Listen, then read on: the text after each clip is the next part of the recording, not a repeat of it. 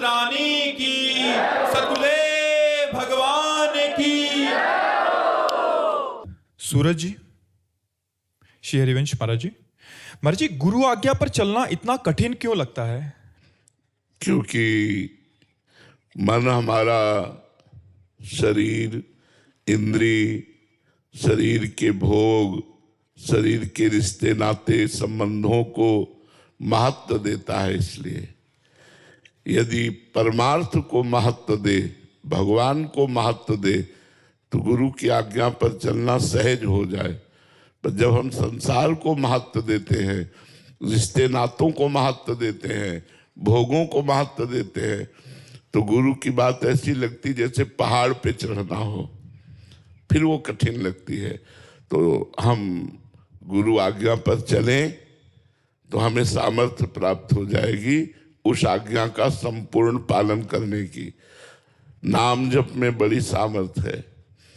यदि आप नाम जप करें तो आपको गुरु आज्ञा पालन करने की सामर्थ्य प्राप्त हो जाएगी। नाम जप नहीं, भजन नहीं है, तो फिर बातों से आज्ञा का पालन तो होता नहीं है। नाम जप करो। संसार में राग होने के कारण गुरु आज्ञा का पालन करना, शास्त्र आज्ञा का पालन करना कठिन हो जाता है। जब सबकी ममता ताग बटोरी और ममपद मन ही बांध बर डोरी, तब आज्ञा का पालन स्वाभाविक होने लगता है। ऐसी कौन सी आज्ञा है जो गुरु आज्ञा कठिन हो, हमें बताओ। हम गंदे भोगों को भोगते हैं, नहीं भोगना है, ये बात कठिन लगती है। हम संसार का चिंतन करते हैं, भगवान का चिंतन करना है, संसार का चिंतन नहीं करना, ये बात कठिन लगती है। हम गलत आचरण करते हैं, गंदी बात, गलत आचरण नहीं करना, अच्छे आचरण करना है, ये बात हमें कठिन लगती है। हमारा आवागमन जनित दुख मिट जाए, ऐसा भजन करके भगवान को प्राप्त करना है, ये हमें बात कठिन लगती है। कौन सी ऐसी बात है जो गुरु की मृत बात हो? अमृत बात है गुरु की। हम मृत में फंसे हैं तो अमृत हमें बहुत कठिन और कड़ुआ लगता है। श्यामलाल शरण जी, क्या सुनीता जी, इतनी सारी रोटियां खाते हो? तभी तो खैर छोड़ो। ये शर्मा मैम रोज कुछ ना कुछ बोलती रहती है। 2 बच्चे होने के बाद मेरा वजन 18 किलो बढ़ गया। घर पर खाना बनाती हूँ पर खुद क्या खाऊं यही नहीं पता। अरे प्रिय, तुम 4-5 महीने में इतनी पतली हो गई हो? डाइटिंग कर रही हो क्या? मैं तो वही घर का दाल चावल सब्जी खाती हूँ जो पहले खाती थी। तब फिर मैंने सुपर लिविंग ऐप पर न्यूट्रिशन कोच तारा से बात की। उन्होंने मेरे पूरे दिन का खाना देखा, मैं क्या खाती हूँ, कब बनाती हूँ। तब पता चला कि मैं सबके लिए तो सही बना रही थी पर खुद गलत टाइम पर गलत अमाउंट खा रही थी। मतलब? कोच तारा ने समझाया कि रोटी खाना मत छोड़ो, बस कितनी, कब और किस आटे की खानी है ये समझो। इसे फॉलो करके मेरे 4 महीने में 9 किलो कम हो गए। शरण जी, राधे राधे महाराज जी, वैसे तो कोई प्रश्न होना ही शरणागति पर कलंक है, फिर भी महाराज जी संपूर्ण शरणागति का स्वरूप क्या है? शरणागति के बारे में सुनने के बाद भी मन में संशय रहता है कि शरणागति के बारे में सुन तो लिया, इसे जिए कैसे? उसे पूरा जीवन हो गया शरणागति का पाठ पढ़ते हुए, और अभी अपने को हम पूर्ण नहीं मानते हैं। अब भी अपने को हम पूर्ण नहीं मानते हैं कि कहीं ना कहीं हमारी शरणागति अब भी अपूर्ण है। जब गला कटने का नंबर आवे और मुस्कुराहट हो, जोई जोई प्यारो करे सोई मोहि भावे, जैसे गुरु अर्जन देव जी को कष्ट दिया जा रहा है, तपते हुए लोहे के तवे पर बैठाला जा रहा है, ऊपर से तप्त बालू डाली जा रही, नाखून उनके खींचे जा रहे हैं, और वो कह रहे तेरा किया मीठा लगे। ये जोई जोई प्यारो करे सोई मोहि भावे। अनुकूलता में तो सबको लगता है कि भगवत कृपा है, बड़ा मीठा है भगवान का कृपा प्रसाद, लेकिन जब निंदा, अपमान, तिरस्कार और नाना प्रकार की प्रतिकूलताएं हो और फिर ये हृदय से निकले कि जोई जोई प्यारो करे सोई मोहि भावे, तो माने हमारी शरणागति पूर्ण। हमारा तन, हमारा मन, हमारी वाणी, हमारा जीवन सब कुछ गुरुदेव का है, इष्ट देव का है। जब ये भाव हमारे अंदर दृढ़ हो जाए तब बात होती है। अब जैसे हमें कोई पीट रहा है तो हमें उस समय विवेक विचार करना है कि ये बेचारा क्या पीट सकता था, भगवान ने इसको प्रेरित किया, भगवान ने इसको बल दिया और उस बल से मुझे पीट रहा है। क्यों? क्योंकि मेरा कोई मंगल होने वाला है। अमंगल पाप कोई नष्ट हो रहा है, जो हमसे बना, मेरा मंगल होने वाला है भगवान। ऐसा विचार कहाँ आता है? प्रतिकूलस्य वर्जनम, प्रतिकूल विचार ही नहीं आना चाहिए, अनुकूल विचार अपने इष्ट के हर परिस्थिति में, तब भगवान की कृपा का अनुभव होता है, तब वो शरणागत माना जाता है। शरणागति बहुत बड़ी वस्तु है। शुरुआत वचन से होती है, हे नाथ मैं आपकी शरण में हूँ, फिर कर्म से होती है, हर कर्म प्रभु के अनुकूल किए जाते हैं, फिर मन से होती है, मन को प्रभु के चरणारविंद के चिंतन में, नाम में, रूप में, लीला में लगाते हैं। जब तन मन वचन सब प्रभु में लग जाता है, तब ऐसी सामर्थ्य आ जाती है, जोई जोई प्यारो करे सोई मोहि भावे। यही शरणागति का सच्चा स्वरूप है। ब्रज नागरी शरण जी। श्री हरिवंश गुरुदेव महाराज जी, गुरु के प्रति निस्वार्थ प्रेम की प्राप्ति कैसे होती है? गुरु मंत्र जपने से।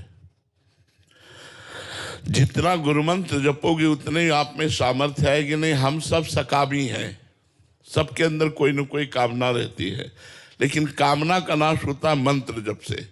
ये जो गुरु मंत्र है महामहिमाशाली है। अगर आप गुरु मंत्र जपोगे तो गुरु से निष्काम प्रेम हो जाएगा। गुरु मंत्र ही गुरु है और गुरु ही गुरु मंत्र है। नाम सुकृत धन अपनी जीवन, अतिहित मान देत वरदान। गुरुदेव ने अपना जीवन दे दिया, जो मंत्र है वो जीवन दे दिया।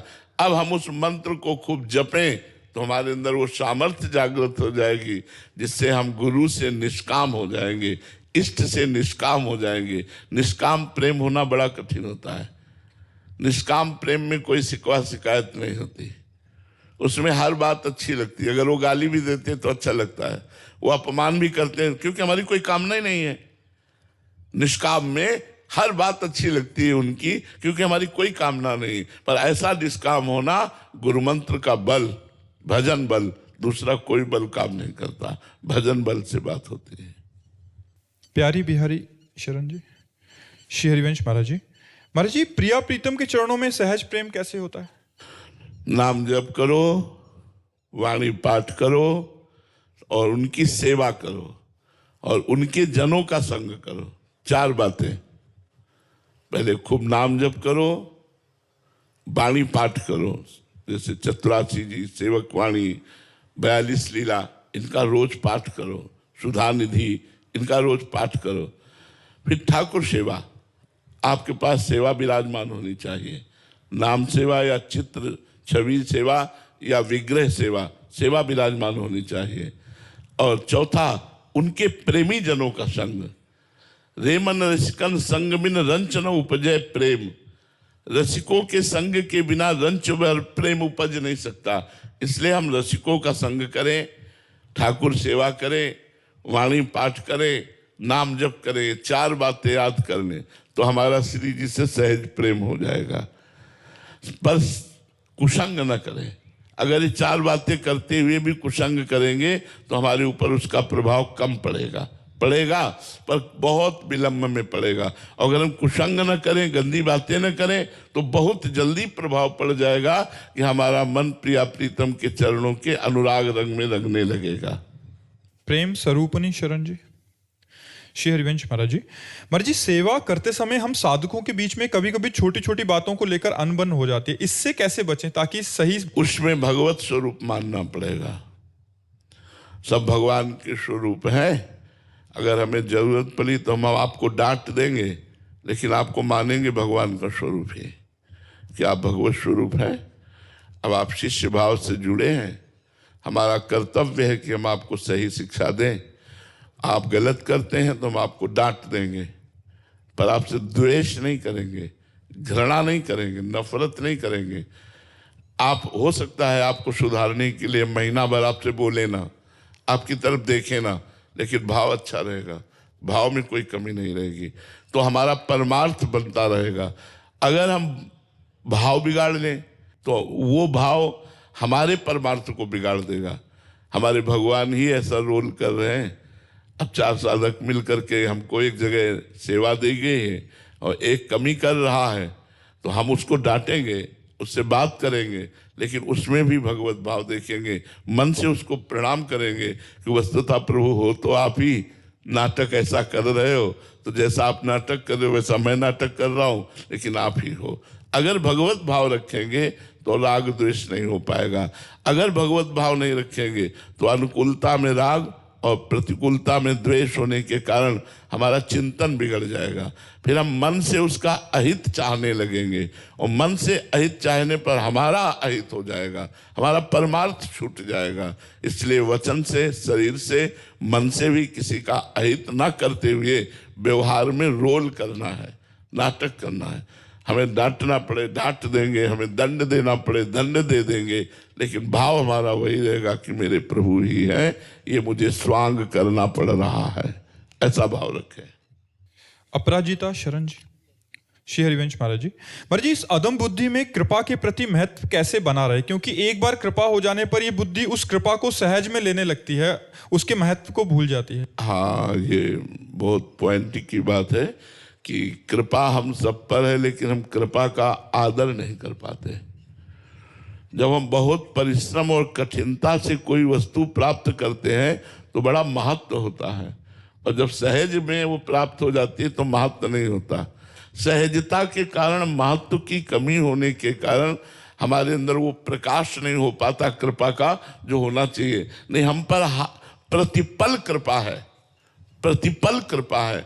मनुष्य जन्म से लेकर के अभी तक हमारे ऊपर कृपा ही कृपा है।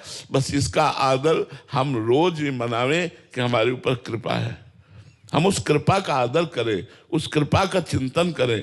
कितनी कृपा हमारे ऊपर प्रभु की है, प्रतिपल प्रभु की हमारे ऊपर कृपा है। ऐसा हमारी प्रतिपल प्रभु बात सुन रहे हैं।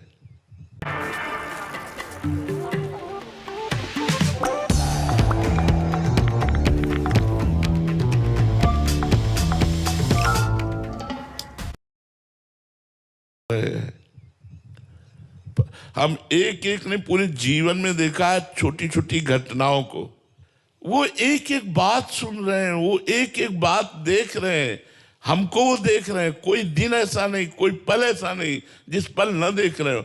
अब हम उसको कृपा न माने? कितनी कृपा! माँ इतना दुलार नहीं करती होगी। वो रूप बदल करके आते हैं कि अरे भाई ये अमुक देश से आए, अमुक जन है, हम वही हैं जिनसे हम बात कर रहे हैं, जिनके हम गुलाम हैं, जिनके हम दास हैं, वही सेवा लिए खड़े हुए। हम प्रतिपल प्रभु से मिलते हैं लेकिन उनको पहचान नहीं पाते।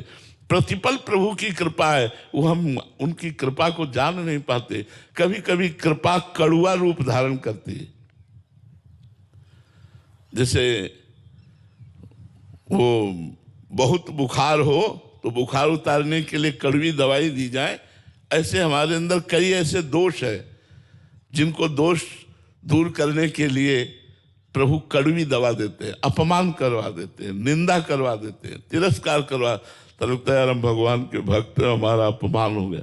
वो अपमान रूपी दवा, वो कड़वी दवा हमें भगवान से जोड़ती, हमारे अहंकार को नष्ट करती, हमारे दोषों को नष्ट करती। सही पूछो तो अपमान होना भी भगवान की कृपा है, निंदा होना भी भगवान की कृपा है, प्रतिकूलता होना भी भगवान की कृपा है, हानि होना भी भगवान की कृपा है। ये तब समझ पाओगे जब पूरे शरणागत हो जाओगे। कृपा ही कृपा भगवान की है, हम उस कृपा को पहचाने।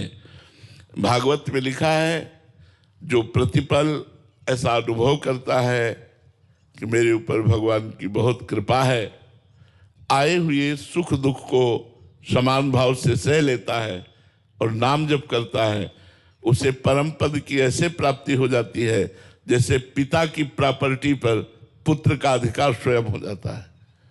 जैसे अपने पिता की प्रॉपर्टी पर पुत्र का स्वयं अधिकार हो जाता है, ऐसे वो भगवत प्राप्त हो जाता है, जो हर क्षण अनुभव करता है हमारे ऊपर बड़ी कृपा है, नाम जप करता है, आए हुए दुख सुख को समान भाव से सह लेता है। दुख में ऐसा ना हुआ कि सब भजन छूट गया, परेशान। सुख में ऐसा नहीं हुआ कि अभिमान करे फूले, दुख सुख को समान भाव से सह गया और हर समय कृपा है और नाम जप करता है तो भगवत प्राप्ति ऐसे हो जाती है जैसे पिता की संपत्ति पर सरकारी कानूनी अधिकार पुत्र का हो जाता है, ऐसे वो भगवत प्राप्त हो जाता है।